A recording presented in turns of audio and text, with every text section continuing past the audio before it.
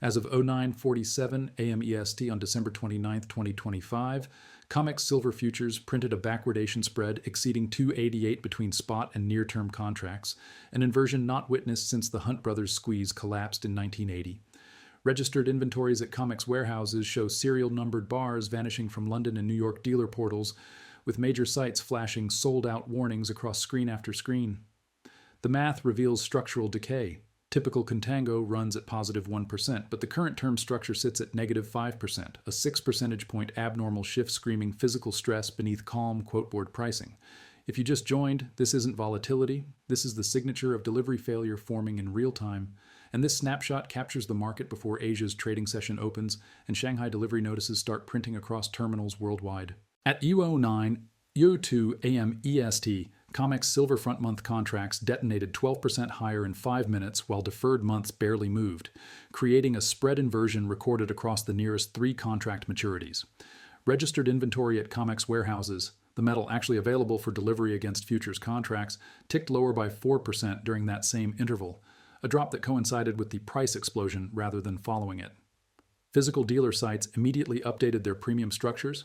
Spot metal began trading at premiums over paper futures, inverting the normal relationship where futures command a carrying cost premium.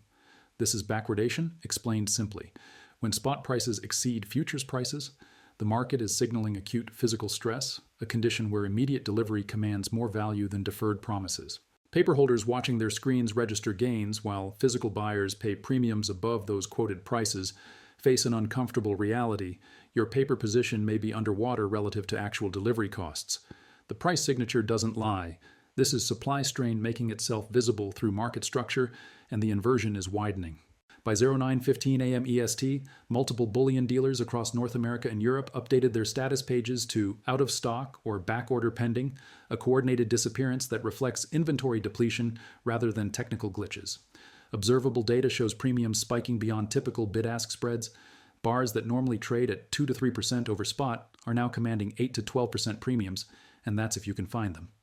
London LBMA dealer portals, the backbone of global wholesale silver trading, show 0 allocated silver available for immediate purchase, a condition documented by traders refreshing screens and finding nothing but contact for availability messages. The mechanism is straightforward. When physical scarcity combines with rising premiums, delivery bottlenecks form across the supply chain, creating queues that extend settlement timeframes from days to weeks. Delivery backlog builds stress on future settlement because those contracts promise metal that dealers can no longer source at quoted prices. Go ahead. Try to buy physical silver right now. You'll find the screen price is a polite fiction, a number that exists only until you attempt to convert paper into metal. This is where paper prices lose their ability to track reality, and the divergence is accelerating with each refresh. At 10:27 a.m. EST, the COMEX term structure completed its inversion. Both gold and silver futures entered backwardation, a condition where spot prices trade above 1-month and 3-month forward prices. This observable data point represents an abnormal and historically rare market state. Contango, where futures trade above spot to reflect carrying costs, is the normal condition for storable commodities. The mechanism behind this flip reveals supply-demand divergence overwhelming traditional financing cost dynamics, when physical demand exceeds available supply so dramatically that holders refuse to lend metal forward even at premium rates. The curve inverts. For anyone holding paper hedges or synthetic exposure through futures contracts, the consequence arrives immediately. Your hedge fails to protect against real market moves because paper prices have decoupled from physical reality.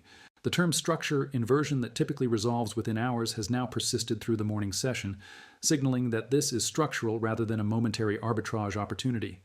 The system's risk curve hasn't shifted sideways into temporary volatility. It's tilted downward into delivery stress. Market history confirms this. The 2011 silver spike showed backwardation before prices exploded, and legacy LBMA structures weren't engineered to handle sustained physical pressure at this scale. The curve doesn't lie, and right now it's screaming that normal conditions have departed entirely. By 11:05 a.m. EST, screens tell one story while warehouses tell another. COMEX futures continue trading within established ranges, oscillating in a band that suggests normal volatility, while physical premiums simultaneously explode across global dealer networks. Charts tracking dealer spot premiums versus exchange pricing reveal a divergence that shouldn't exist. The arbitrage mechanism that typically aligns paper and physical markets within hours has failed entirely. Multiple venues confirm the dislocation. COMEX electronic order books show stable quotes while LBMA dealer portals display widening spreads and vanishing inventory, a mismatch that signals arbitrage traders either cannot or will not bridge the gap. The arbitrage mechanism works through simple logic. When physical trades at a premium to futures, traders should buy futures, take delivery, and sell physical to capture the spread. That arbitrage failing means one of three conditions exists. Traders lack capital to execute, they cannot source delivery, or they fear the spread will widen further before they can complete the trade. Your screen might show a modest gain on futures positions, but that number becomes meaningless without access to actual metal at quoted prices. And now this arbitrage vacuum breeds systemic stress. Without the self-correcting mechanism that normally keeps paper and physical aligned, the divergence can widen without limit until something breaks. The question isn't whether this resolves, but what breaks first when it does. At 11:47 a.m. EST, warehouse data reveals the structural drain accelerating. Registered silver inventories, the category available for delivery against COMEX contracts, continue dropping while eligible inventories, metal that meets standards but isn't pledged for delivery, remain stagnant. Observable data from CME warehouse reports shows registered inventory falling from the morning's levels while eligible stocks refuse to convert, creating a sink where metal enters the delivery pipeline but doesn't refill it. The mechanism explains why this matters. When holders convert eligible metal to registered status, they're making it available for contract settlement. When they refuse to convert despite rising prices, they're signaling that holding physical outweighs earning premium returns.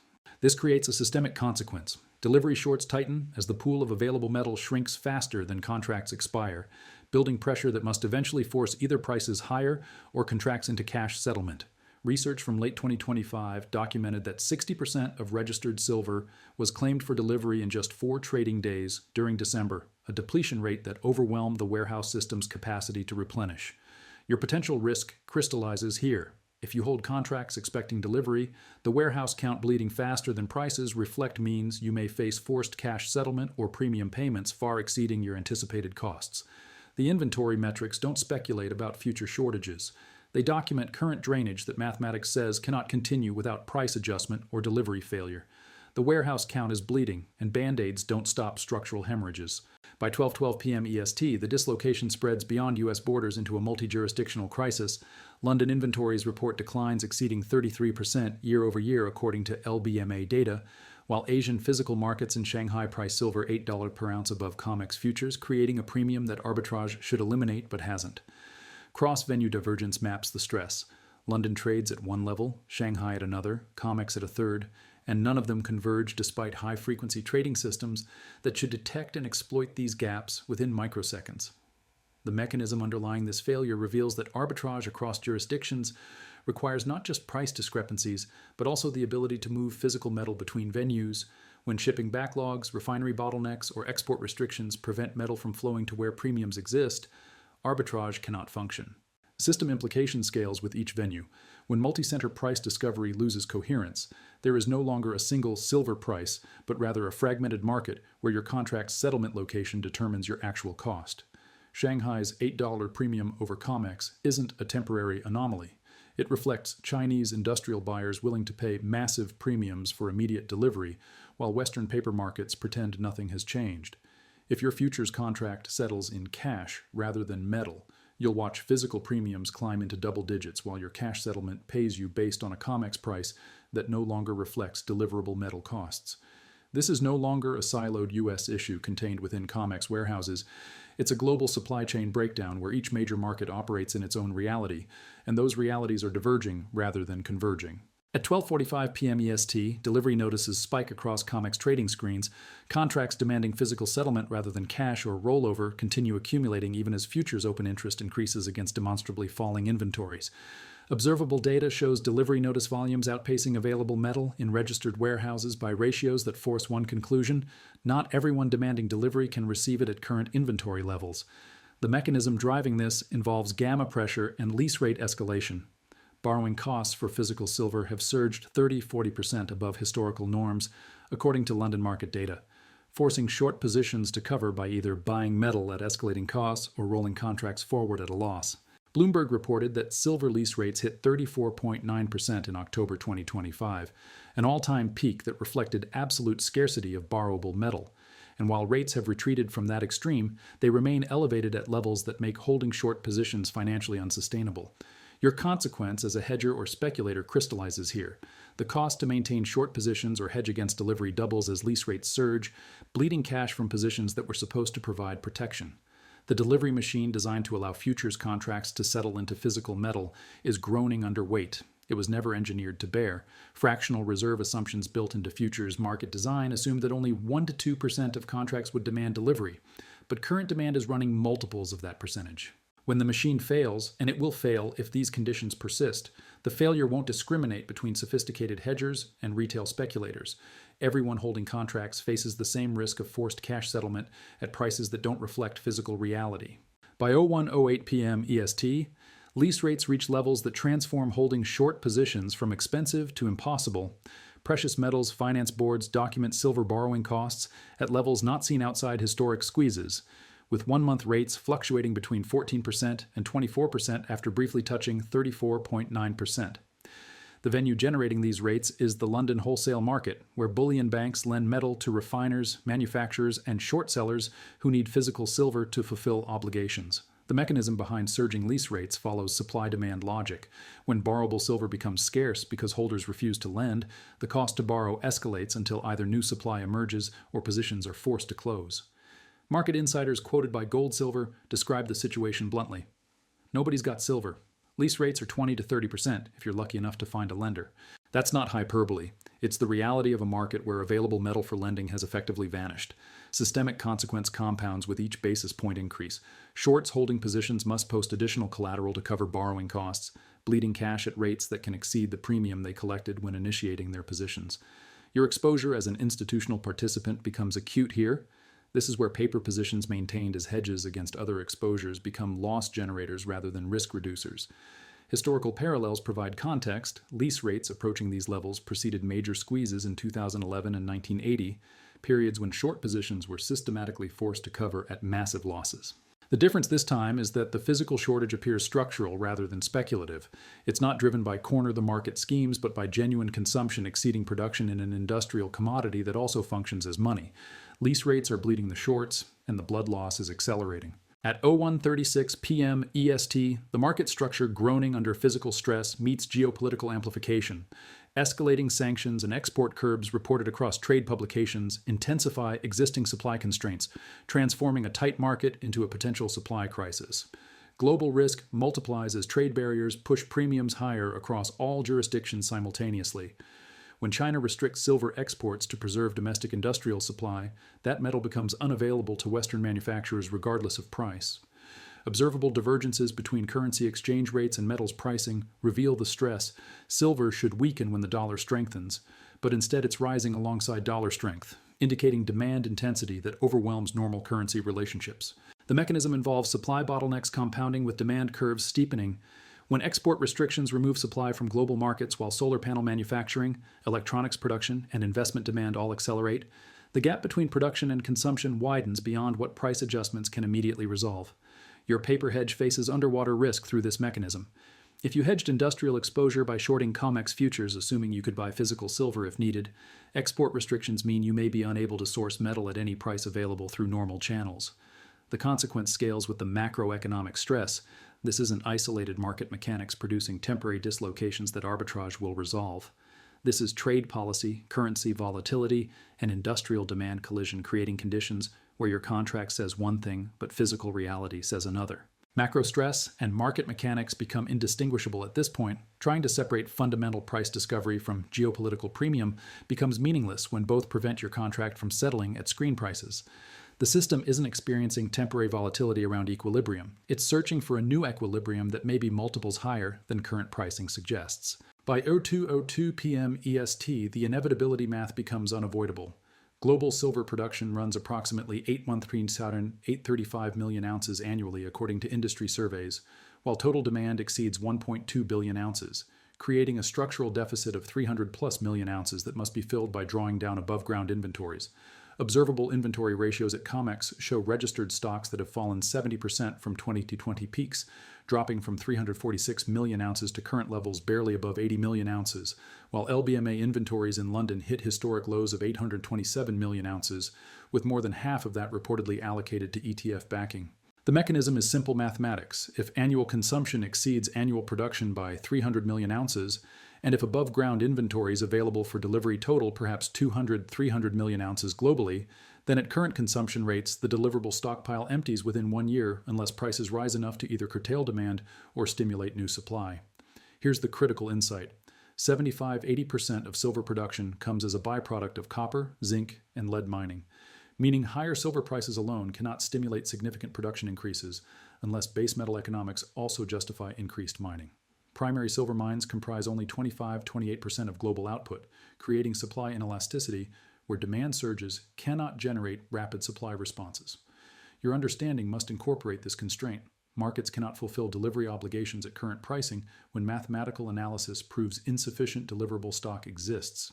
The arithmetic isn't speculative projection. It's inventory data minus consumption data equals deficit data, and the deficit continues regardless of price until price rises enough to either destroy demand or unlock supply that current prices don't justify producing. Soon, very soon, prices must move just to clear the fundamental imbalance, and that move will be large enough to shock anyone still treating this as normal volatility rather than structural shortage.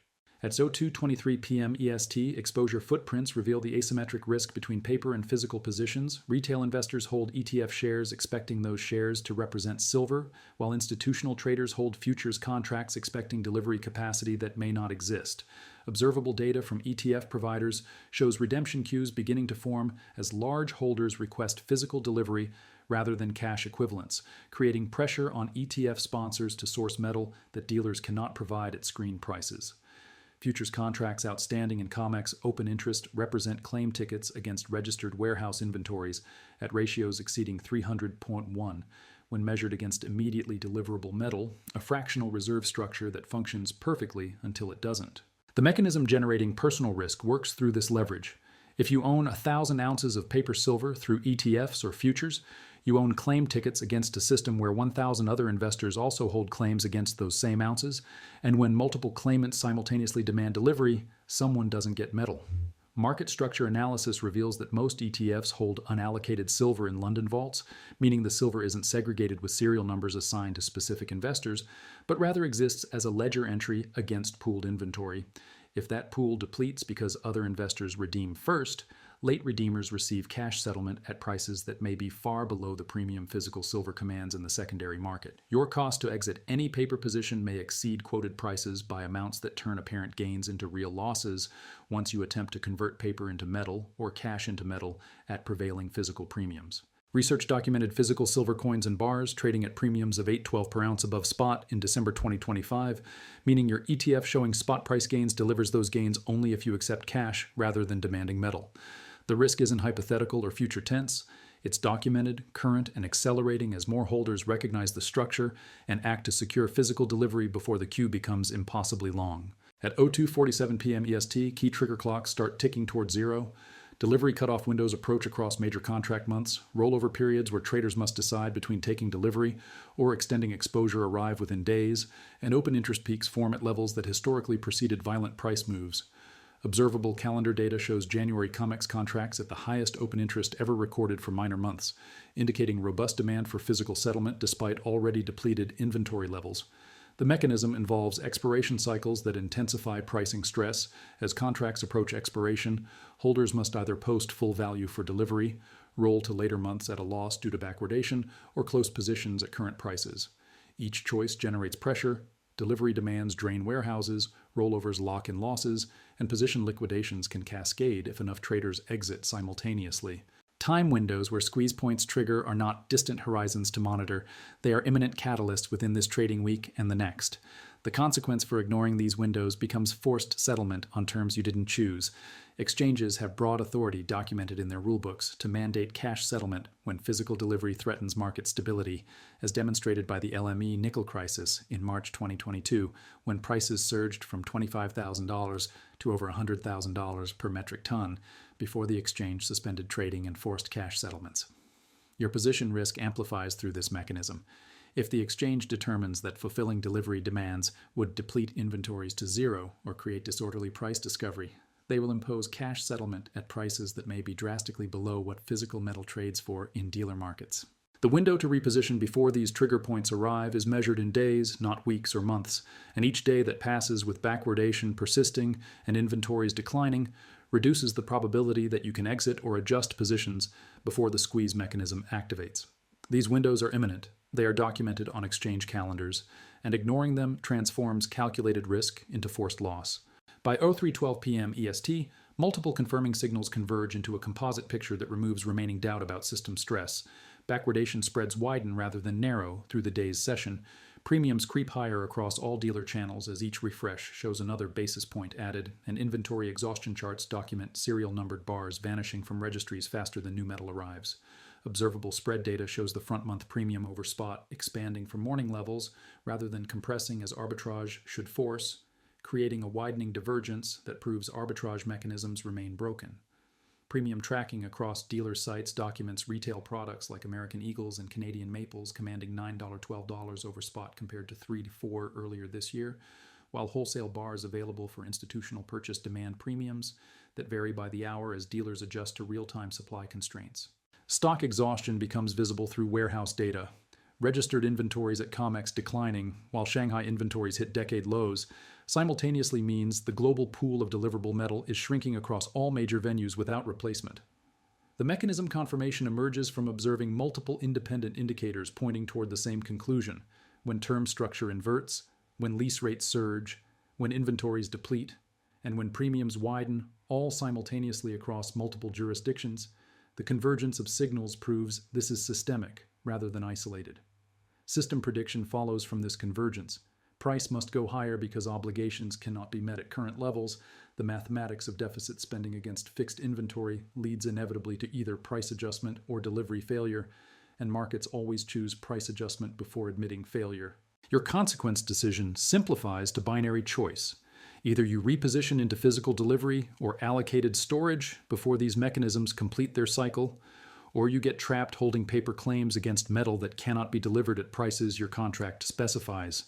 And this comprehensive assessment captures the market before Asia's trading session opened and before Shanghai delivery notices started printing tonight across Hong Kong and mainland terminals, meaning the stress documented through this session will compound when the largest physical silver market in the world begins demanding delivery at premiums already exceeding $8 per ounce over COMEX quotes. Latest composite data as of market close: backwardation spread widening to $3.20 from morning's $2.88, inventory depletion accelerating to 5% decline in registered stocks, and lease rate spike continuing at levels approximately 3x above historical norms, a signature pattern of systemic delivery stress that demands immediate attention ahead of tonight's Asian session and tomorrow's U.S. market open.